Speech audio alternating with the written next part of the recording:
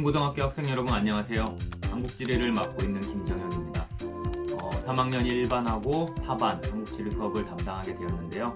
아시다시피 진작에 개학을 해야 했음에도 불구하고 코로나 바이러스 19 때문에 이렇게 원격으로 만나 뵙게 됐습니다.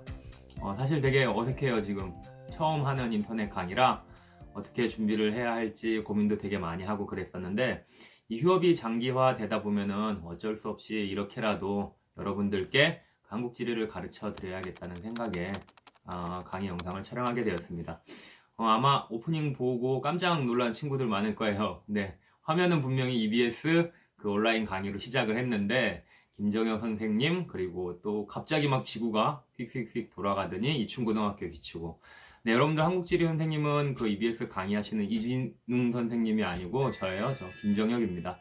우리 1학년 때 1학년 4반하고 5반 통합사회를 배웠던 친구들은 선생님을 알고 있을 거예요. 근데 이제 대부분의 학생들은 저를 모르실 것 같아서 첫 인사로 이렇게 영상을 찍게 되었고요. 집에 대부분 계시는 거 맞죠? 네.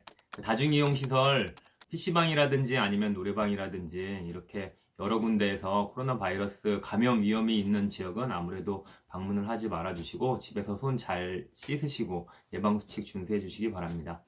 한국지리에 대해서 설명해 드릴게요. 일단 한국지리는 여러분들 교과서를 받아간 친구도 있을 거고 아직 받아가지 않은 친구들도 있을 건데, 이 한국지리는 일단 3학년에 편성되어 있기 때문에 아무래도 활동형 수업이나 발표형 수업 또는 이제 모둠 수업, 학생 참여 수업은 굉장히 비중이 적을 겁니다. 그래서 우리 1학년 때 통합사회 선생님하고 같이 했던 친구들도 김재영 선생님 수업 기억은 잘 안 나시겠지만 그때 굉장히 학생 활동을 많이 했었잖아요. 그런 일은 사실상 거의 없다고 보시면 돼요. 3학년은 그래서 교과서는 이렇게 준비되어 있지만 제가 홈페이지랑 EBS 온라인 클래스에도 공지를 했다시피 여러분들이 바로 한국지리 수능특강 교재를 반드시 준비해 주셔야 됩니다.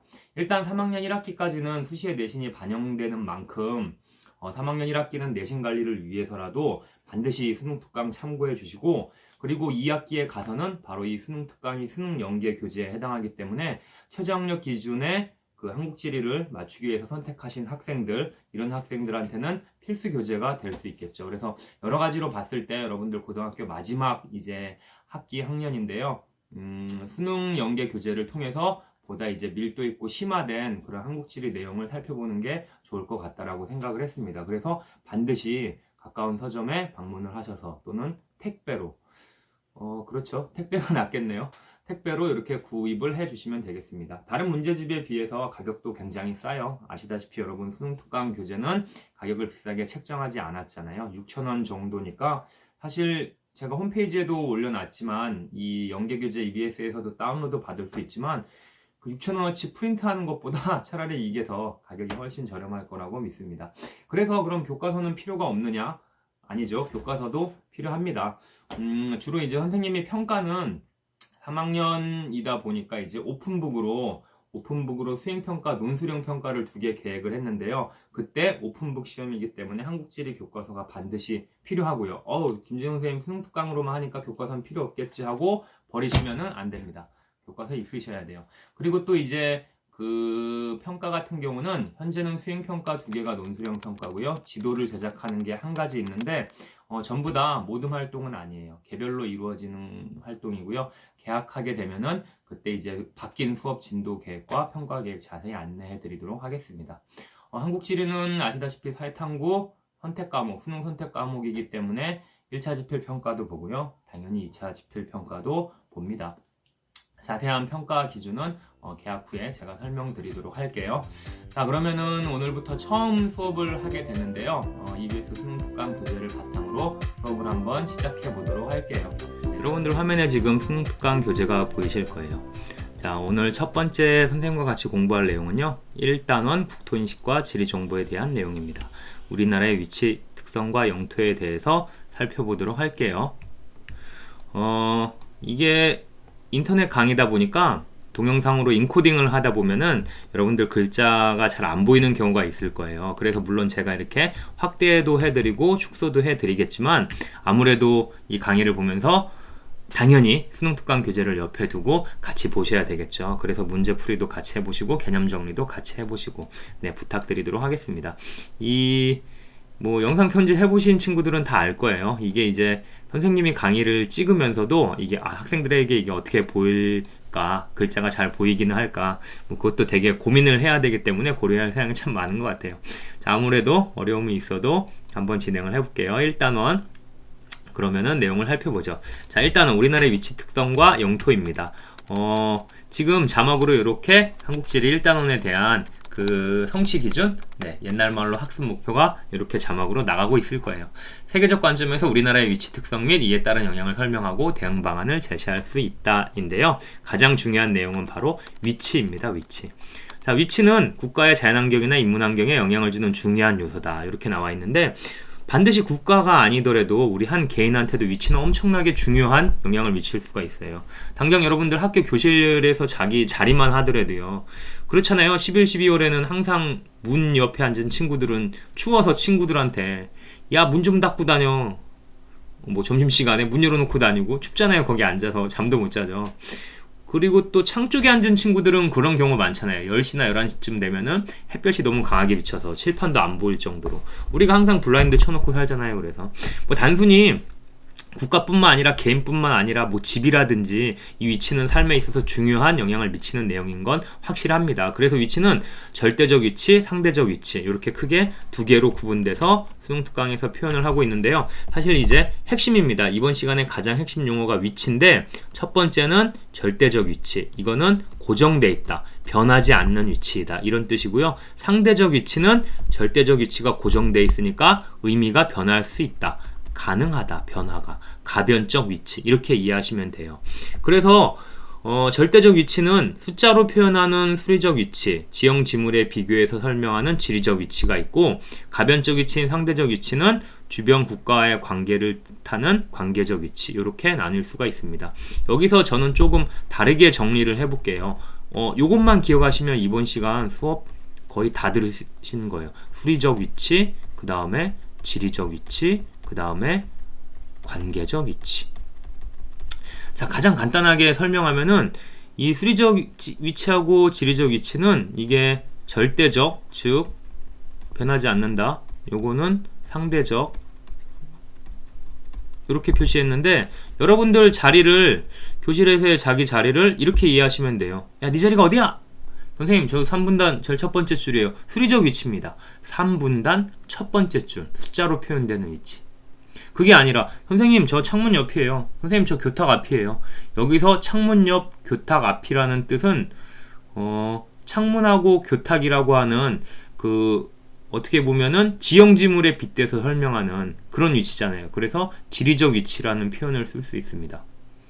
관계적 위치는 사실 말이 위치지 어떻게 보면은 역할을 의미해요. 역할을.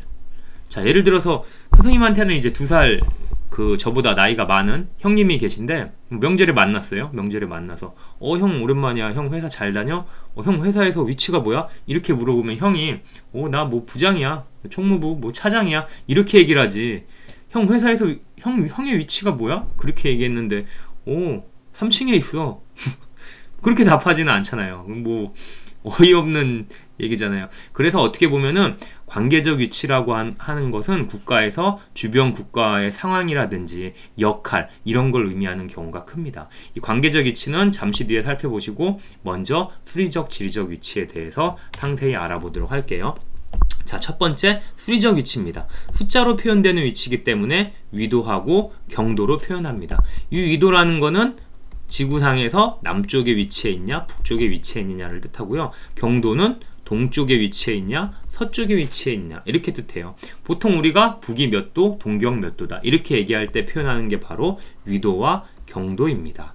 그러면 위도하고 경도를 구글어스 상에서 좀 자세히 살펴보도록 할게요. 선생님 컴퓨터에는 이 구글어스가 깔려 있는데요. 이 구글어스는 뭐 제 생각이긴 하지만 우리 지리 학습에서 엄청 좋은 프로그램인 것 같아요. 어차피 뭐 코로나 바이러스가 아니더라도 우리가 지리를 교실에서 배워야 하잖아요. 근데 교실에서 교실 바깥 상황을 지구 전 세계 어디를 이렇게 쉽게 둘러다 볼 수 있는 건 큰 장점인 것 같습니다. 자, 먼저 수리적 위치 살펴보기 전에 이충고등학교 한번 찾아볼게요. 자, 저는 직업이 지리 선생님이니까 이렇게 쉽게 찾죠. 그런데 이제 뭐 이충고등학교 선생님 구글에서 다운받아 설치했는데 어디 있는지 도저히 모르겠어요. 그냥 여기서 이렇게 검색을 하셔도 됩니다. 그러면은 이렇게 자동으로 날아가면서 찾아줄 거예요. 여러분들 이번 강의 첫 번째 오프닝에서 지구가 막 이렇게 움직였잖아요. 이충고등학교 이충동 딱 비치는 그 장면이 바로 이 구글어스를 캠타시아 프로그램으로 화면 캡처해서 만든 그런 영상이었어요. 자, 이충고등학교 나왔습니다. 이게 동영상 강의를 촬영하면서 너무 늦게 움직이는 것 같아요. 그래서 조금 빨리 움직일 수 있도록 제가 이거를 좀 이렇게 세팅을 해 놓을게요. 일단 자, 답답하지 않게. 자, 이충고등학교 찾았는데요. 이 검색 결과를 지우고요. 앞으로도 제가 이충고등학교를 예시를 많이 들 텐데 아예 이렇게 정문 앞에 그 출입문을 이렇게 놔두고 여기다가 이충고로 등록을 해 놓을게요. 그러면 앞으로 언제 어디에 있든 간에 이충고로 이렇게 갈 수 있을 겁니다. 아유, 답답하네요.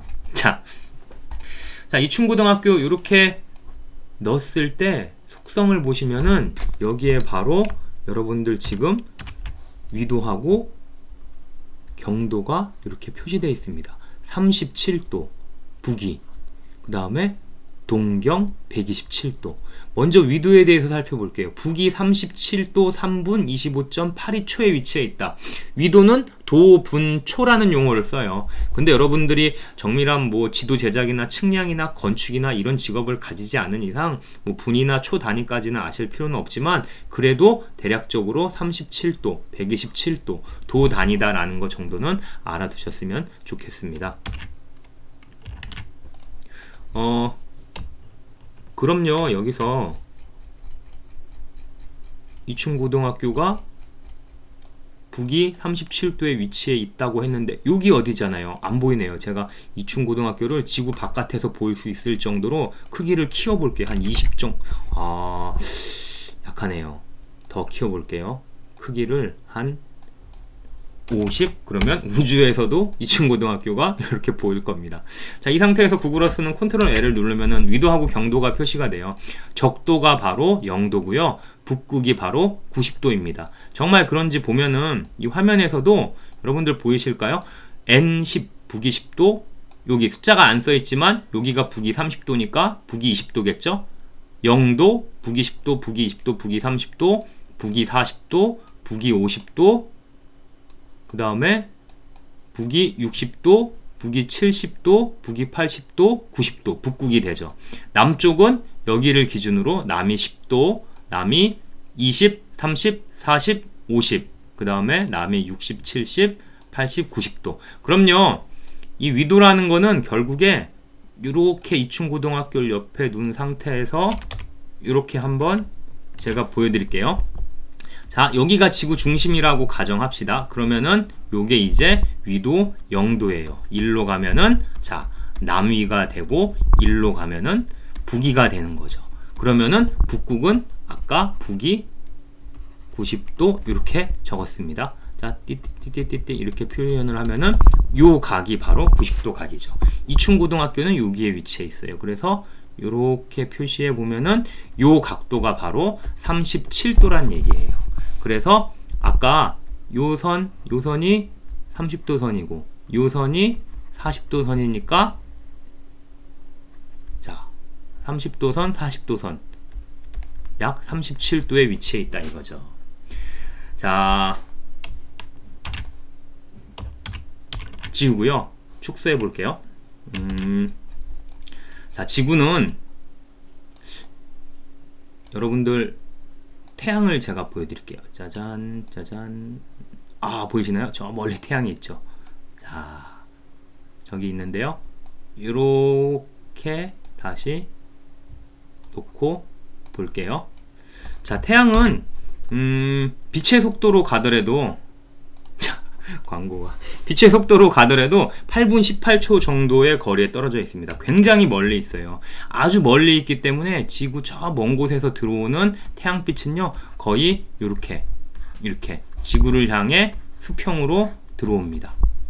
자, 그런데 다시 적도 그냥 제가 여기서는 그냥 졸라맨 스타일로 사람을 이렇게 그릴게요. 적도에 사는 사람들은 이렇게 살잖아요. 여기가 스리랑카 어디쯤 될 것 같은데 이렇게 살고, 극지방에 사는 사람들은 지금 이렇게 살아요. 자, 거의 8분 18초 정도 빛의 속도로 먼 거리에서 떨어져 있는 태양에서 빛이 수평으로 들어오기 때문에 이 스리랑카 적도 부근에 사는 사람들은요, 태양빛이 머리 위에서 비쳐요. 굉장히 뜨겁게 비칩니다. 반대로 극지방에 사는 사람들은 태양빛이 거의 이렇게, 자, 머리 위에서 비치는 게 아니라 옆으로 들어오기 때문에 태양빛이 약해요. 즉, 단위 면적당 도달하는 태양 에너지의 양은 다릅니다. 즉, 적도 부근은요, 태양빛이 굉장히 강렬하기 때문에 뜨겁고요, 극지방은 차가울 수밖에 없는 거죠. 그래서 우리가 따뜻한 남쪽 나라를 얘기할 때, 한반도만 하더라도 남북으로 긴 나라이기 때문에 저 제주도는 기온이 겨울에 영상일 때도 저 북한의 백두산이라든지 저 한경북도 온성구는 굉장히 춥습니다. 따라서 남쪽이라서 따뜻하다, 북쪽이라서 춥다, 이거는 위도하고 관련이 된 내용이죠. 자, 화면 지우고, 자, EBS 교재로 돌아와 볼게요. 자, 위도. 그래서 태양 에너지는 위도에 따라 다르기 때문에 태양빛이 다르니까 기후와 식생의 분포, 계절에 영향을 준다, 이렇게 표현되어 있어요. 자, 우리나라는 제일 남쪽 끝이 북위 33도, 북쪽 끝이 43도, 북반구의 중위도에 위치해 있습니다.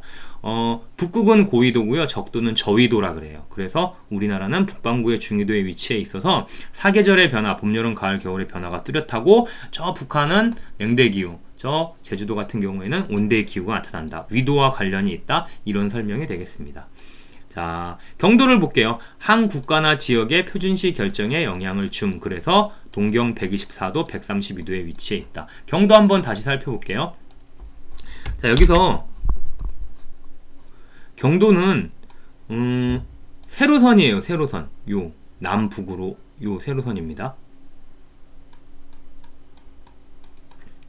자, 위도 같은 경우는 이렇게 딱 절반을 나누면은 여기를 0도, 북이 90도, 남이 90도 하면 되는데, 경도 같은 경우는 기준선을 정하기가 되게 힘들었어요. 왜 그러냐면, 위도 같은 경우는 사실 그 특정한 날에 낮 12시에 태양의 고도가 가장 높을 때, 그때를 측정하면은 위도를, 자기 지구상에서, 지구는 둥그니까 자기상의 위도를 측정할 수가 있거든요. 그래서 여러분들 중학교 때나 공통과학 시간에 그런 거 많이 배웠을걸요. 이집트의 시에네와 뭐 알렉산드리아에서 막대기를 세워놓고 그 그림자 각도가 달라진 걸 가지고 지구 둘레를 계산했다, 에라스토테네스. 2000년 전이에요, 그게. 근데 경도 같은 경우는 이게 뭐 어떻게 측정할 수 있는 방안이 도저히 없기 때문에 많은 나라들이 경도를 정하는데, 경도를 측정하는데 어려움을 겪었습니다. 실제로 대항해 시대가 지나고 1700년대까지도 경도 측정하는 방법을 정확하게 제대로 몰랐어요. 거기서 이제 존 해리슨이라는 영국의 시계공이 배 위에서도 시간을 측정할 수 있는 정밀한 크로노미터라는 시계를 만들면서, 아, 지구가 맞다, 자전을 하지, 그러면은 낮 12시가 지역마다 다 다르겠구나, 그러면 지역마다 그 낮 12시가 오는 시간, 그 시간을 계산하면 경도를 측정할 수 있겠구나 라고 해서 계산이 되었습니다. 자, 쉽게 얘기하면은 이 대항해 시대 때나 해가 지지 않는 나라 영국 있죠? 영국이 이 경도 문제를 해결하는데 많은 노력을 했기 때문에 전 세계 모든 나라에서 현재 영국 런던의 그린치 천문대를 지나가는 이 지금 선생님이 마우스로 가리키는 이 선을 경도 영도선의 기준으로 삼았어요. 자, 예전에 대항해 시대 때 가장 어려움을 겪었던 게 낮 12시에 태양의 고도를 측정하면 지도상에서 내 배가 위에 있는지 아래에 있는지, 즉 위도가 어디에 있는지는 계산할 수 있었는데, 배 위에서는 그 시계가 정확하지 못했거든요. 옛날에는 그 톱니바퀴 돌아가고.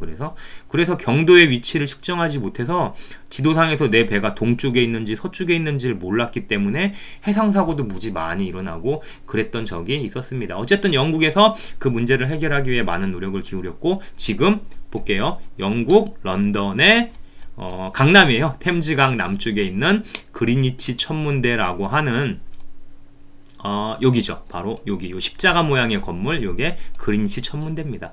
자, 이렇게 눕혀볼게요. 요 그린위치 천문대 앞을 지나가는 요게 남북으로 지나가는 선이 경도 영도 본초 좌우선이 됐습니다. 자, 구글어스의 좋은 점은 바로 이거죠. 어떻게 생겼는지 한번 가볼까요?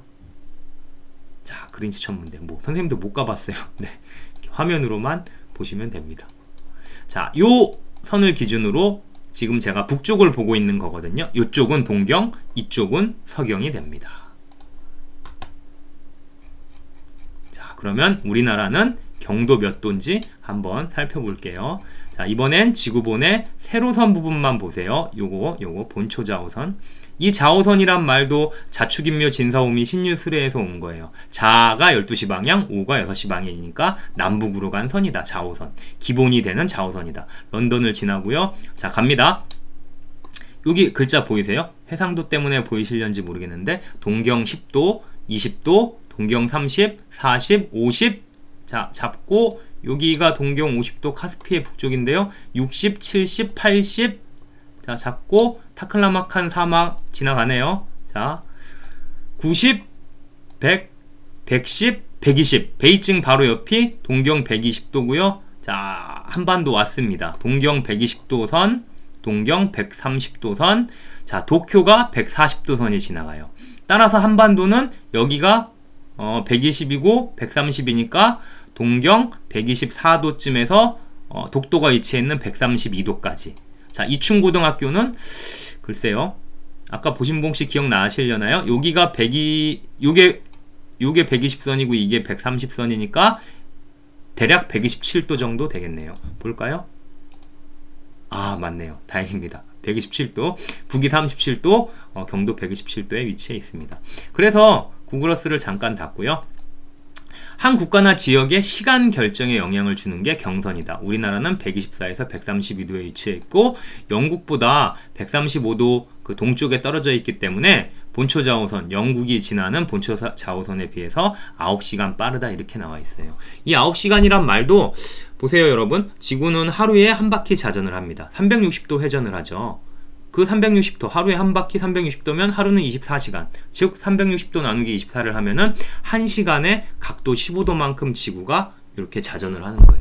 즉 경도 차이가 15도가 난다 그러면은 자, 시간대가 1시간 차이가 난다 그 뜻이 되죠. 여기서 중요한 게 있어요. 선생님이 학교 다닐 때 이걸 배울 때는 그래? 나라마다 시간이 다르다고? 그럼 과거로 여행하고 미래로 여행하고 그게 가능한 거야? 그게 아니고요. 지구는 둥그렇다 보니까 다른 나라에 사는 사람, 우리나라에 사는 사람 같은 순간에 사는 겁니다. 같은 순간이지만 지구는 둥그니까 한쪽이 낮이면 한쪽이 밤인 거잖아요. 보통 한 나라에서 12시라는 건 그 나라에서 가장 태양고도가 높이 떴을 때를 12시로 정하는 거니까 같은 순간이지만 시간은 다른 게 되는 거예요. 자, 쉽게 말씀드려서 다시 자, 이충고 잠깐 끌게요.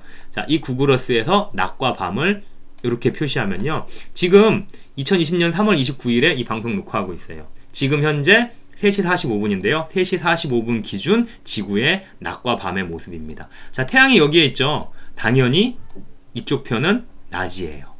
이쪽 편은 태평양 쪽은 밤이 되겠죠.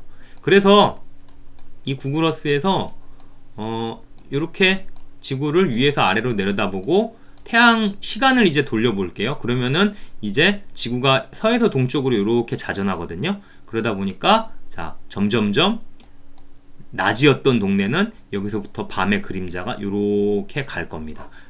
감아볼게요. 여기서 자, 시간이 점점 움직이고 있어요. 그러면은 자, 한반도도 밤이 됐죠. 오후 7시 21분입니다. 자, 그리고 8시, 9시, 밤 10시, 밤 11시, 12시. 자, 주무셔야죠. 이제 게임 그만하시고. 자, 새벽이 옵니다. 자, 이쪽부터 점점 동이 트기 시작했죠. 자, 그리고 이렇게 다시 낮이 옵니다. 1시간에 15도만큼 움직이기 때문에 자, 우리나라는 베이징은 120도를 그 표준 경선으로 쓰고요. 한국과 일본은 135도를 표준 경선으로 쓰고 15도 각도 차이가 나니까 1시간, 우리나라가 중국보다 1시간 빠른 그런 일이 되죠. 좀 더 쉽게 말씀드릴게요. 태양이 여기에 있을 때는요. 이 동네는 12시예요. 근데 중국은 아직 12시가 안 된 거잖아요. 조금 더 지나야 여기를 비추는 태양이 여기를 비출 거잖아요. 그래서 여기가 12시일 때 베이징은 11시가 되는 게 바로 경도와 시간 계산의 원리입니다. 자, 그래서 여기 이렇게 표준 경선은 동경 135도 사용, 본초 좌우선 지나는 영국보다 9시간 빠름 이렇게 나와 있고요. 자, 우리나라의 사극 살펴보도록 할게요. 자, 우리나라의 사극이란 동서남북 네 군데 끝 지점을 의미해요. 그래서 마찬가지로 구글어스에서 살펴볼게요. 자, 한반도가 이렇게 위치해 있으면요. 자, 우리나라의 남쪽 끝은 마라도입니다. 제주도에서 자, 가파도, 마라도. 여기가 마라도고요. 아시다시피 제주도는 화산섬이죠. 마라도는 기생화산의 한 종류인데요. 이렇게 평평합니다. 동쪽 끝인 독도로 한번 가볼게요. 자, 생각보다 울릉도에서 뭐 한 86km 정도 그 이상 떨어져 있어요. 굉장히 동해바다 한가운데에 있는 동쪽 끝 독도입니다. 당연히 우리나라에서 동쪽 끝에 있으니까 해가 제일 먼저 뜨는 지점은 이 독도가 되겠죠. 그러면은 마찬가지 원리로 해가 제일 늦게 뜨는 지점은 우리나라의 가장 서쪽 끝인 여기 압록강 하구, 여기가 이제 신의주고요. 여기가 용천군, 예, 평안북도 용천군에 만도라고 하는 섬이 있는데 여기가 우리나라 서쪽 끝에 해당합니다. 자, 북쪽 끝은 여기에요. 함경북도 온성군의 유포진이라고 하는 요 끝부분. 그 아오지 탄광이 여기 어디 근처에 있다 그러던데. 네. 그래서 EBS 교재를 보시면은 이렇게 한반도의 사극이 다 나와 있습니다. 여기서 우리가 이걸 다 외우는 거는 아니고요. 원리만 이해하시면 돼요. 아, 숫자로 표현한 위치구나. 사극, 수리적 위치고, 동쪽 끝. 여기서 해가 제일 먼저 뜨는구나. 여기가 해가 제일 늦게 뜨는 지점이구나. 위도로 치면은 가장 고緯도니까 춥겠네. 위도로 치면 우리나라 가장 남쪽이니까 따뜻하겠네. 이 정도 이해하시면은 수리적 위치, 숫자로 표현하는 위치에 대해서 어느 정도 개념 정리가 되셨을 거라 믿습니다. 자, 경도와 표준시 자료 분석 이 내용은 살펴보시고요. 이 부분은 그 의문점을 얘기하는 친구들이 참 많아요. 선생님, 한반도의 중앙이 지나가는 선이 경도 127도, 동경 127도 아니에요? 왜 우리나라는 표준시를 동경 135도로 쓰나요? 이런 질문하는 친구들, 공부 열심히 하는 친구들이죠. 있어요. 자, 여기에 대해서는 굉장히 긴 얘기가 있는데, 원래 우리가 이제 일제에 의해서 그 처음에 동경 135도를 같이 썼다가 다시 이제 이제 이승만 그 대통령 때 다시 이제 127도 부근을 기준선으로 썼다가 다시 박정희 대통령 때 135도 선을 이제 다시 표준경선으로 쓰는 등 변화가 좀 있어요. 장단점이 있습니다. 우리나라의 정확하게 중앙을 지나가는 선은 동경 127도 30분 정도가 되는데요. 127도 30분 그러면 보통 1시간씩 시간을 끊어서 3개 시간을 계산하는데 우리나라만 30분 단위로 표준 시간을 끊어서 쓰게 돼요. 굉장히 큰 문제가 생깁니다. 별거 아닌 것 같아도 항공기 시간, 뭐 물류 배송 시간, 은행 금융이라든지 주식 시장이라든지 그래서 경선은 15도 단위로 끊어서 3개 시간에 맞게 1시간 단위로 이렇게 쓰기 위해서 동경 135도를 지금은 우리나라의 표준 경선으로 쓰고 있습니다. 다시 말해서 한국과 일본은 동경 135도를 표준 경선으로 쓰니까 시간대가 같은 거죠. 선생님, 저 일본 여행 갔다 왔는데 시차 적응 안 돼요. 말도 안 되는 얘기죠. 그런 얘기. 같은 시간대를 씁니다. 반면에 중국은 동서로 굉장히 긴 나라임에도 불구하고 수도 베이징이 지나가는 120도선 여기에 태양이 비출 때를 정확히 비출 때를 12시로 정하고 있습니다. 뭐 나중에 그 뒷얘기도 많지만 수업 시간에 해드릴게요. 그 얘기는. 자, 베이징을 기준 시간으로 정했기 때문에 이쪽 타클라마칸 지역에 사는 친구들은 시계를 보면 분명히 아침 8시인데 아직 깜깜한 밤이고 뭐 그런 무서운 일도 일어나고 합니다. 자, 아무튼 일단 수리적 위치는 여기까지 정리하도록 할게요. 자, 수리적 위치 다음으로 지리적 위치에 대해서 살펴보도록 하겠습니다. 지리적 위치는 대륙, 해양, 반도, 산천 등의 지형 지물을 기준으로 표현되는 위치라고 나와 있네요. 자, 여기서 대륙이라든지 해양이라든지 자, 또는 반도라든지 산과 하천 자, 이런 것들은 지형 지물에 해당합니다. 엄밀히 얘기하면 지금 나와 있는 건 지형이지만요. 물건, 교탁 앞이 제자리예요. 창문 옆이 제자리예요 라고 얘기할 때 지형 지물, 그래서 지형 지물을 빗대서 표현하는 위치를 지리적 위치라고 할 수 있어요. 그런데 이렇게 시험 문제에 출제되진 않아요. 너무 간단하죠. 그래서 지형 지물을 기준으로 표현되는 위치는 우리나라식으로 설명을 하자면 이렇게 얘기해요. 한반도는 유럽과 아시아, 유라시아 대륙의 동안에 위치해 있다. 동편에 위치해 있다. 그런 뜻입니다. 유럽은 유라시아 대륙의 서안에 위치해 있고요. 한반도는 동안에 위치해 있습니다. 그래서 대륙성 기후, 유럽과 아시아 대륙의 유라시아 대륙의 영향을 많이 받는 대륙성 기후와 그리고 계절풍 기후가 나타남 이런 문장은 지리적 위치를 표시하는 문장이에요. 여기서 선생님 지형지물이라고 해놓고 왜 바람이 나와요? 그러는데요. 엄밀히 얘기하면 이 계절풍은요. 대륙과 해양의 비열차 때문에 발생하는 바람입니다. 자, 기후 부분에서 보다 자세히 배우겠지만요. 여러분들 과학 시간에 이런 거 기억날 거예요. 육지하고 바다가 똑같이 햇빛을 받으면은 어떤 게 먼저 뜨거워질까요? 자, 돌하고 물하고 같은 열에너지, 같은 양의 열을 받아요. 어떤 게 더 뜨거워질까요? 비열이라고 합니다. 물질 1g의 온도실을 1칼로리 높이는데 필요한 열량을 1칼로리라고 하죠. 자, 대륙은 해양, 그러니까 육지는 바다에 비해서 훨씬 빨리 뜨거워지고 빨리 차가워집니다. 그래서 대륙과 해양에 가열되는 속도의 차이가 발생하기 때문에 기압차가 발생하고 물이 높은 곳에서 낮은 곳으로 흐르듯이 고기압에서 저기압으로 바람이 불잖아요. 그래서 그 대륙과 해양의 연에 있는 지역, 완전 대륙 내부가 아니라요. 바다하고 연에 있는 지역, 이런 지역에서는 계절풍 기후가 나타난다. 이 계절풍이란 말이 바로 대륙 해양이라고 하는 지형 지물을 빗대서 표현한 위치이기 때문에 계절풍이라는 얘기는 지리적 위치에 해당하는 설명입니다. 조금 더 심화학습으로 나가면요. 아직 기후를 배우지 않았지만 무역풍이라든지 편서풍이라든지 극동풍은 대기 대순환의 위도대에 따라서 부는 항상풍, 타궐풍이거든요. 1년 내내 바람의 방향이 바뀌지 않는 그런 경우는 위도와 관계가 있기 때문에 수리적 위치라고 해요. 그래서 그걸 기억하지 마시고 계절풍이란 말이 나왔구나. 그러면 대륙과 해양을 의미하는 거니까 지리적 위치에 해당하네. 이렇게 이해하고 있으면은 문제 풀이하실 때 훨씬 쉽게 풀이를 하실 수 있습니다. 따라서 대륙성 기후는 아시잖아요. 여름과 겨울의 기온차가 큰 편입니다. 유럽 같은 경우 서해안성 기후 같은 경우에는요. 겨울에도 평균 기온이 영하로 안 내려가요. 네, 근데 우리나라는 다르죠. 우리나라 겨울에 엄청 춥잖아요. 자, 여름은 고온 다습하고 겨울은 한랭 건조함. 그래서 대륙 동안에 위치해 있다. 대륙성 기후, 계절풍 기후다. 이거는 지리적 위치에 대한 설명이었습니다. 다음으로 그 마지막 이제 관계적 위치에 대한 내용이 나와 있는데요. 아까 이 강의 첫 번째 제가 제 형님 사례를 들면서 형의 회사에서의 형의 위치는 뭐야? 뭐 그렇게 물어봤잖아요. 자, 나라로 치면은 주변 국가의 정치, 경제, 문화적 이해관계에 따라 결정되는 위치다. 즉 이런 얘기 했었어요. 기억나세요? 수리적 위치하고 지리적 위치는 절대적 위치인데 관계적 위치는 상대적 위치다. 시대적인 상황에 따라서 그 위치, 제가 역할이라고 분명히 필기를 했었습니다. 시대에 따라서 역할이 바뀐다. 우리나라를 볼게요. 시대에 따른 우리나라의 관계적 위치, 우리나라의 역할이라고 이해해 봅시다. 근데 대륙과 해양 세력의 각축장, 싸움터였어요. 러시아, 중국, 청나라, 일본, 자, 제국주의 국가들의 틈바구니에서 굉장히 고생을 많이 했죠. 그러다가 2차 세계대전 이후 1950년대에는 2년간의 전쟁터가 또 됐어요.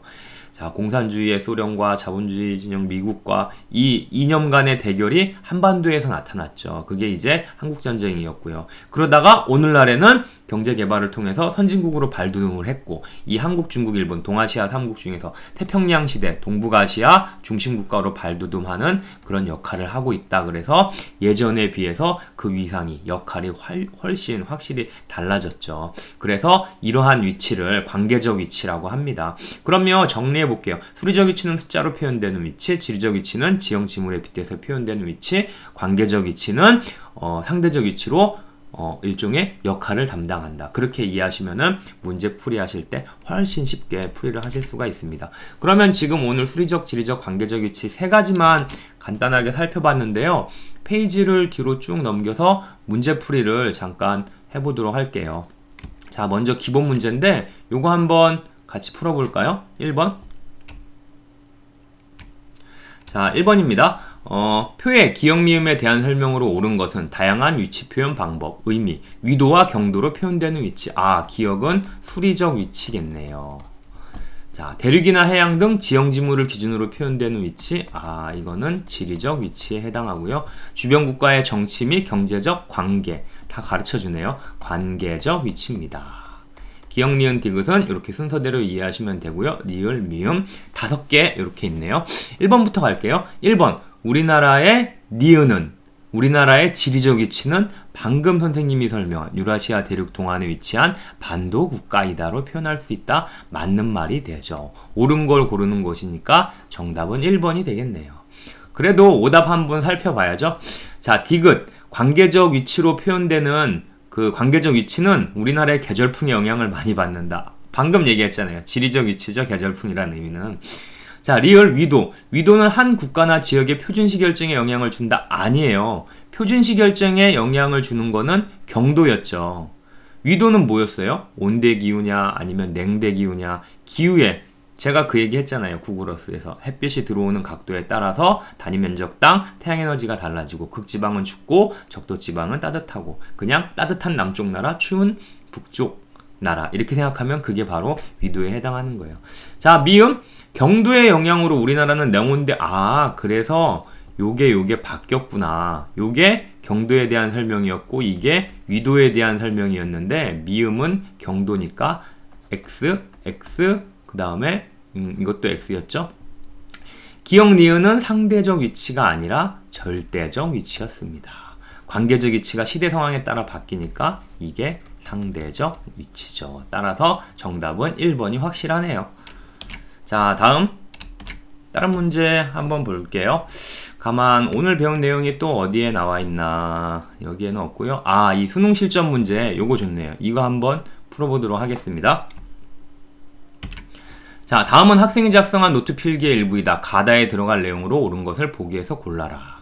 수리적 위치, 위도와 경도로 표현되는 위치, 냉온대 기후가 나타남. 요거 보나마나 위도에 대한 설명이고 여기는 경도에 대한 설명이 나와야 되니까 분명히 시간대가 다르다. 그 얘기가 나올 겁니다.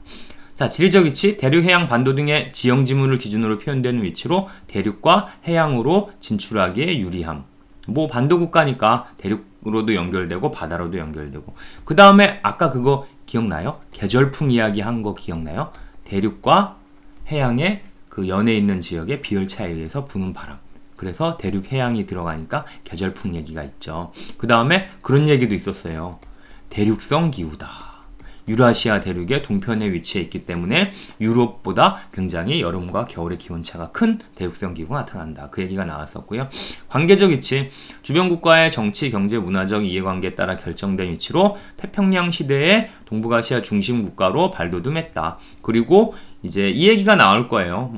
우리나라가 어떤 한국, 중국, 일본의 중심적 역할을 하는 가운데에 위치해 있어서 중심적 역할을 한다라든지 또는 지금 뭐 북한과 대치되고 있는 상황이긴 하지만 긴장이 완화되거나 평화 무드가 이루어진다면은 어떤 평화 화해 무드 때문에 경제 발전이 기대된다라든지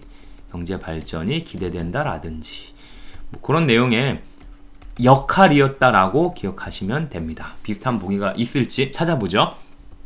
본초 좌우선이 지나는 영국의 표준시와 9시간 차이가 남. 여기에 들어가야 되겠네요. 가는 기억에 들어가야 됩니다. 봅시다. 가, 기억. 정답은 이거 아니고 1번 아니면 2번이 되겠네요. 자, 한반도의 긴장 상태가 완화되면 외국의 자본 투자가 기대됨. 와, 여기선 지형 지물에 대한 얘기가 하나도 없어요. 이건 일종의 관계적 위치에 해당하는 그런 내용입니다. 경제 발전이 기대된다. 다에 해당하죠. 그러면은 니은이 다에 들어가야 되니까 자, 하나 남은 계절풍의 영향을 받고 기온의 연계차가 큰 대륙성 기후가 나타남. 나가 바로 디귿에 해당하니까 정답은 2번이 되는 그런 유형의 문제였습니다. 자, 또 요것도 괜찮네요. 요거까지 풀어보고 오늘 배운 내용 정리하도록 합시다. 자, 가라 지역에 대한 설명으로 옳은 것은 우리나라의 사극이 나왔어요. 처음에 수업 도입부에서 소개를 했었는데요. 가는 함경북도 온성군 유포진으로 우리나라 가장 북쪽 끝에 해당합니다. 나는 가만히 있자. 평안북도 용천군 마안도 압록강 하구에 있는 섬. 다는 여러분들 다 아는 독도, 라가 우리나라 최남단 마라도에 해당하죠. 그래서 이 부분을 우리나라의 사극이라고 합니다. 자, 나부터 볼게요. 나는 우리나라에서 일몰 시각이 가장 이르다. 해가 뜨고 해가 지는 시각이 가장 이른 것은 독도예요. 독도. 자, 가장 동쪽에 있으니까 해도 제일 먼저 뜨고요. 해도 제일 먼저 지게 되는 지역이죠. 그러면은 틀린 보기가 되고요. 다는 후빈기의 수면 상승으로 섬이 되었다. 빙하기를 우리가 이제 지형 단원에서 배우게 되는데 사실은 기후 단원에서도 많이 나오고요. 이 독도는 화산섬입니다. 화산섬이기 때문에 다가 아니라 굳이 얘기하자면 마라도가 기생화산이었다라고 얘기했잖아요. 이게 맞는 거죠. 다는 화산섬입니다. 독도는 후빈기의 수면 상승으로 섬이 되었다? 아니죠. 심지어 빙하기 때 서해바다는 수심이 제일 깊은 곳도 100m가 안 되기 때문에 육지였지만 동해바다는 막 3000m급 되는 그런 바다예요. 빙하기 때도 여전히 바다였습니다. 자, 라는 가보다 평균 기온이 높다. 라는 따뜻한 남쪽 나라고 여기는 추운 동네잖아요. 그러면은 3번이 되겠네요. 3번이. 정답. 자, 가는 러시아, 나는 중국과의 접경 지역이다. 여기서 이거는 많이 알 거예요. 나는 여기가 중국이니까 그래, 나는 중국과의 접경 지역이 맞아. 근데 가가 문제인데요. 엄밀히 얘기하면요, 러시아하고 국경을 맞대고 있는 것은 여기쯤에서 요렇게 지나가요. 그래서 요렇게 가서 여기가 러시아고요. 중국과 러시아의 접경 지역은 아니고 여전히 중국과의 접경 지역인 곳이죠. 그리고 이 문제는 사실상 오답을 유도하기 위한 문제라 이런 데에서 낚이시면 안 돼요. 가는 우리나라의 최북단이지 저기가 러시아하고 접경 지역은 아니고요. 실제로 중국, 러시아, 북한이 세 나라가 만나는 지역이 여기인데요. 관광지로 지금 꾸며져 있어요. 그래서 여기 전망대에 올라가면은 전망대에 올라가서 동해바다를 바라봤을 때 왼쪽은 러시아, 뒤에는 중국, 오른쪽은 뭐 북한 뭐 이런 지역이 있긴 있습니다. 가는 아니란 얘기죠. 자, 우리나라의 표준 경선은 나와 다 사이를 지난다. 우리나라의 표준 경선은 일본과 똑같은 135도, 동경 135도를 쓰고 있기 때문에 135도는 여기 어디쯤 요렇게 지나가요. 자, 일본이 이게 시코쿠 섬, 혼슈 섬 있으면은 요렇게 뭐 대충 그릴게요. 이렇게 홋카이도 섬 있고 위에 요렇게 경호도 있고 이렇게 있으면 이 도쿄, 일본의 수도 도쿄가 약 140도 선이 지나가고요. 140도 선이 지나가고요. 독도가 동경 132도가 채 안 됩니다. 131도 51분 정도 되거든요. 요게 132도 선이고 요 135도 선, 여기를 일본과 한국은 표준 경선으로 사용하고 있습니다. 제가 수리적 위치할 때 자세히 설명드렸어요. 이 지점에 햇볕이 비칠 때를 일본과 한국은 12시로 정했다고. 그래서 틀린 보기가 되고요. 정답은 3번이 됩니다. 아이고, 너무 필기를 지저분하게 해서 죄송합니다. 자, 이렇게 해서 오늘 수리적, 지리적, 관계적 위치에 대해서 살펴봤는데요. 오늘 배운 내용 한번 정리해보시고 그리고 문제 틀린 문제 있다면 다시 한 번씩 풀어보시기 바랍니다. 정리하자면 수리적 위치, 경도하고 위도, 지리적 위치, 지형, 지물, 관계적 위치는 역할이다 였습니다. 네, 오늘 첫 강의니만큼 이걸로 마치도록 할게요. 고맙습니다.